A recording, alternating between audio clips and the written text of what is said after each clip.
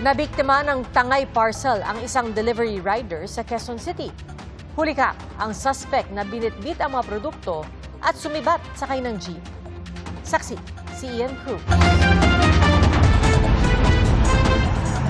Masdan ng lalaking ito na nagtakip ng mukha habang naglalakad.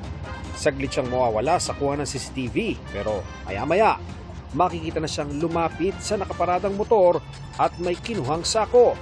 Kaswal siyang naglakad saka sumakay ng jeep. Nangyari ito sa bahagi ng Barangay San Bartolome sa Novaliches, Quezon City at ang kinuhang sako ng lalaki, hindi kanya. Naglalaman pala ang sako ng mga parcel na binili online at ide-deliver sana ng delivery rider. Natunto namin sa North Caloocan ng rider na si Pipoy Kadungog na nabiktima ng tangay parcel modus. 4 na taon na raw niyang ruta ang nasabing lugar, kaya di niya inakalang mabibiktima siya. Noong una, akala pa raw niya ay may nagbiro lang sa kanya na kasama. Nung na-check na po yung CCTV, kinuha na po talaga nung lalaki. Kaya po nung hinabol pa po, kaso wala na po talaga, hindi na po talaga naabutan eh. Ayon kay Pipoy, aabot sa 8,000 piso ang halaga ng natangay na 39 parcels na kailangan niyang bayaran hanggang bukas. Thank you po kung may mga tutulong din po talaga. Malaking po talaga yun. Malaking tulong po talaga sa akin yung ganun. Kasi mahirap po talaga kitain yung ganun kalaki po na nawala. Humingi rin siya ng paumanhin sa mga customer na nawala ng parcel. Isa sa kanila ang tanod ng barangay na si Mark.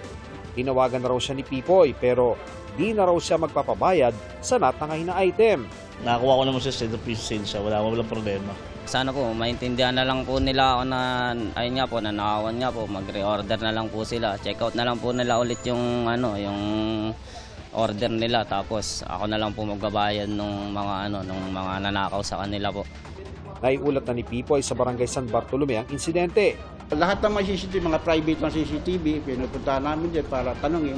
Yun ang under ng, ayun ang po ang utos na aming barangay captain na alamin at mahuli.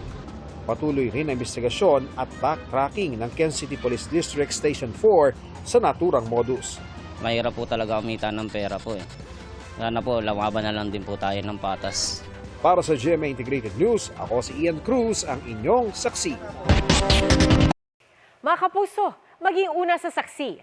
Mag-subscribe sa GMA Integrated News sa YouTube para sa iba't ibang balita.